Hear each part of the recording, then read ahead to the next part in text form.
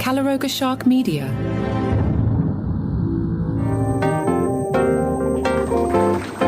Oh my, Zarna Garg got stuck in the bathroom. Hello, I'm Johnny Mac with your daily comedy news. That's not even really why I'm laughing. I'll do this story, then I'll tell you why I'm really laughing. Okay, so there's Zarna Garg, and she went to an Hermès store in Berlin and ended up spending time in the bathroom. She was there at Hermès trying to secure one of the luxury brand's famously elusive handbags. Zarna Garg said she was trapped inside the bathroom for about an hour and 20 minutes after its sliding door refused to open. Her team and her children documented the episode while they waited on the other side, which was later posted as an Instagram reel, which now has my hogwash detector going. Why was your social media team with you shopping and you happen to get stuck in the bathroom? I don't know about this one. We are told that while locked in the bathroom, Zarna Garg, who happened to have her social media team with her, did what a stand-up comedian might do. She turned the predicament into content. Good thing the social media team happened to be there. She joked from inside the bathroom, played with paper towels, and even fashioned the paper towels into origami. She wrote on Instagram, "We started recording thinking we'll make a funny video about what you can do when locked in a bathroom. I made an origami village of paper towels and played games like guess how many towels I'm holding. It's so funny that a place that is so persnickety about perfection, this is happening there." According to Zarna Garg, her team asked store managers to call the fire department when attempts to open the door failed, but the staff resisted because they wanted to protect the door, which I can understand. Garg said she was eventually asked to push the door from inside as those outside the door worked on it with a crowbar. Firefighters ultimately did help free her. When the door opened, she appeared visibly shaken and said, "Thank God there was no fire." However, had there been a fire, there were firefighters there, no? Yes? So here's why I was laughing, because I know you're like, "Hey, Johnny Mac, how did you know how to pronounce Hermès?" A guy like you probably would have said Hermes. Well, friends, I decided to check it, and I found this wonderful video by this guy. Hi, I'm Simon Doonan. Today I am preaching and teaching about pronunciation. Ready? Hermès. It's pronounced Hermès, sort of like, I think you're going to say air mattress. Oh, you know who's back in the news? Controversial MAGA comedian Nate Bargatze. And now he's moving away from the clean stuff and he's getting edgy. See what happens when you go to UFC fights? You get all these crazy ideas. Nate Bargatze has launched No Pictures.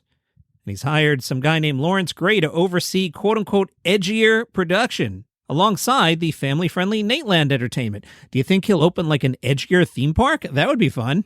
No Pictures will produce film and TV shows that will delve into edgier genres and stories more suited for older audiences. Why is it called No Pictures? Nate said he took inspiration from a family favorite quote from his daughter Harper, who when she was little would tell him, "No pictures, please."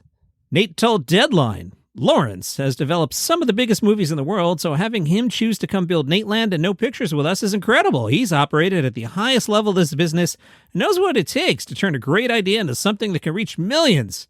Bringing that kind of creative firepower into both Nateland and No Pictures changes what's possible for us. We already have some big things in motion, and I think everybody's going to be surprised with what's coming next." So let's see what this guy has worked on. He began his career at Scott Rudin Productions before moving to Fox Searchlight, where he shepherded acclaimed films like Thank You for Smoking, The Hills Have Eyes, and Sideways. Following his time at Fox, he went to Universal, where he shepherded the Sam Raimi horror fic Drag Me to Hell before launching Gray Matter, where he produced a slate including Lights Out, The Laundromat, Yes Day, Pain Hustlers, and Family Switch. Out of all those things I just mentioned to you, I think I know what two of them are. More recently, Gray produced The Man with the Bag. This is coming out on Prime Video December 2nd. In The Man with the Bag, it stars Arnold Schwarzenegger and Alan Ritchson. I'll be curious to see if Alan Ritchson can act at all. I've been watching Reacher, and I love the new season of Reacher, but my dude has no range whatsoever. But I guess if you put him in a movie with Arnold Schwarzenegger, suddenly he's Olivier. John, did you just drop a Laurence Olivier reference? And you're wondering why younger people don't listen to your show? Laurence Olivier passed away on July 11th, 1989, Sean. Maybe you get a little fresher with the references? Who am I supposed to say? He's no what? Leo? Tom Hanks? Who do you want me to reference?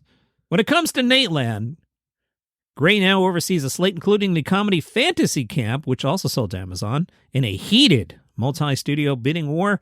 That film follows a group of friends that at a make-or-break moment in their lives head to Dwayne Wade's fantasy camp in Miami to relive their basketball dreams.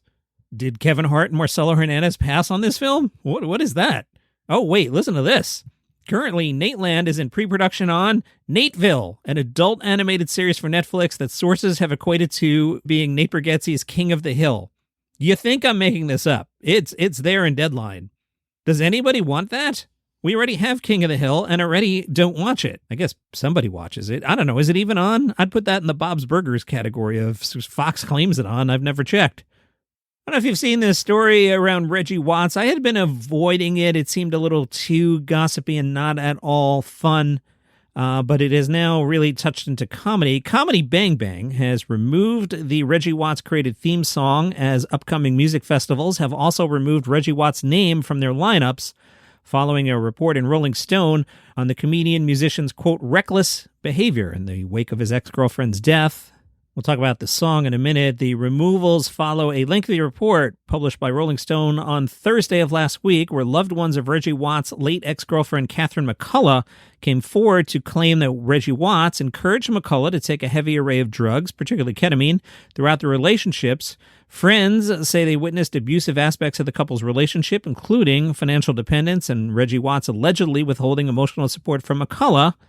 One friend is quoted as saying, Watts cultivated a dynamic and a relationship where she felt like she could only truly access intimacy, closeness, and empathy from him if they were both using drugs together. Watts ended the relationship in October. McCullough died by suicide in March, so you can see why I haven't been doing that one. I like fun, locked-in-the-bathroom stories. This is a comedy show, but now where this has crossed over into comedy is because of Comedy Bang Bang, which I will remind you, of all the comedy shows I ever went to, especially in the Sirius XM years, Comedy Bang Bang, the only show I walked out of because it was bad. I remember looking at my host, Mark, and we both looked at each other and our face both said, we're wasting our time here, and we left. It was the only show we ever left. That's how bad it was. So I'm not a fan of that show.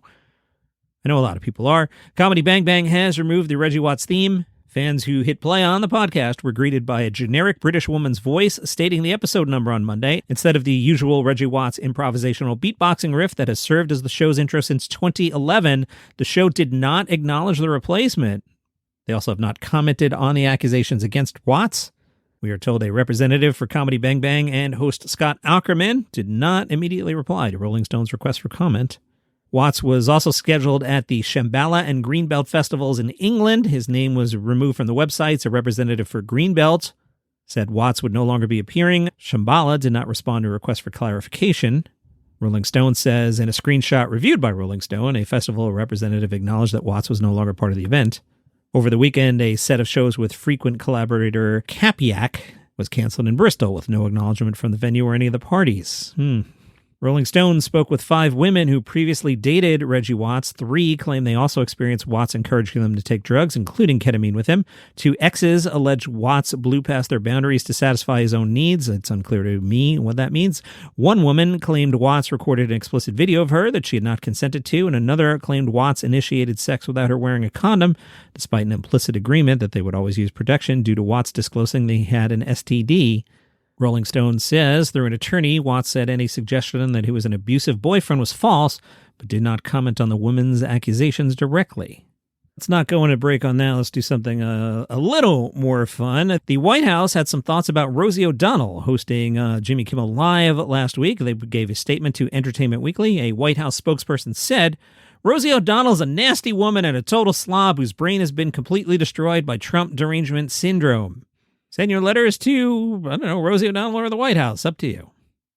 This is interesting. Andy Weil, who was Netflix's VP of Comedy and the second longest-serving program executive, is leaving Netflix to join Amazon MGM Studios as head of comedy.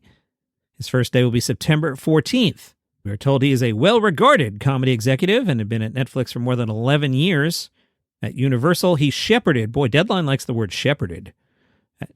He shepherded Brooklyn Nine-Nine and also worked on The Mindy Project and Unbreakable Kimmy Schmidt. So we'll see. Are we getting more comedy out of Amazon? I feel they're in a lane now that's like shows like Jack Ryan and Reacher, but we'll see if they do more comedies, or maybe we'll get more and better stand-up comedy on Amazon. Anyway, good luck, sir. Apparently one of Eddie Murphy's kids did a set at the West Side Comedy Club in New York City on Saturday night. Miles Murphy got up. Club manager Gina Savage said he's only been performing for less than a year. An insider says during the day he's a screenwriter. Performing comedy was something he's always wanted to do, and he's performed in several of the clubs in L.A. We're told that he was pretty good. Would you like to hear the worst trailer of all time? I'm going to play for you the worst trailer of all time. The news story is comedian Jack Asadorian Jr., who goes by Jack Jr., has announced that his debut special, Mexican Armenian, will premiere on YouTube on Thursday, September 17th at noon Pacific. In the special, Jack Jr. explores the unexpected similarities between his Mexican and Armenian cultures. All right, sounds like a good premise, but let's listen to the entire trailer, okay? Stay with me. This is the entire trailer. Haven't touched it at all. What's up right now? My dad never hugged me. The only time my dad hugged me was when he tried to hit me and he missed. I'm not Armenian. I'm not Mexican. I'm Armex. I'm both. My name is Jack Jr., guys. Thank you so much. So, one hack joke, and you're letting us know you're Mexican Armenian. That's the entire trailer? I mean, a hack joke and just a premise? That is why it is the worst trailer of all time. Now, yesterday on the show, we did cheesy jokes. Today I have for you the 16 best one-liners, crowned the best in Edinburgh. As always, they were told better by the comedians than some loser with a podcast in his basement, but I will try my best. Andrew Maxwell said, I was going to sail around the globe in the world's smallest ship, but I bottled it. Some of the other jokes, I'm not naming the comedian because I'm here on MSN.com, and they have pictures of the comedians who I don't recognize, but not their names. But some of the other jokes, I started dating a zookeeper, but it turned out he was a cheetah. Next, I tried to steal spaghetti from the shop, but the female guard saw me and I couldn't get pasta. I'm assuming he said pasta and not pasta, otherwise the joke wouldn't work, and this was in Scotland.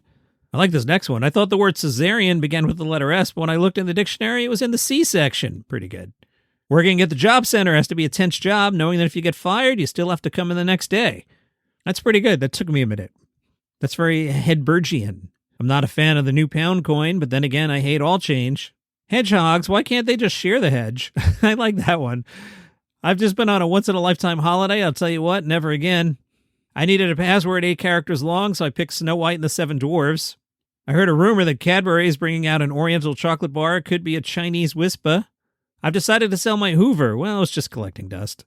I just deleted all the German names off my phone. It's hands-free.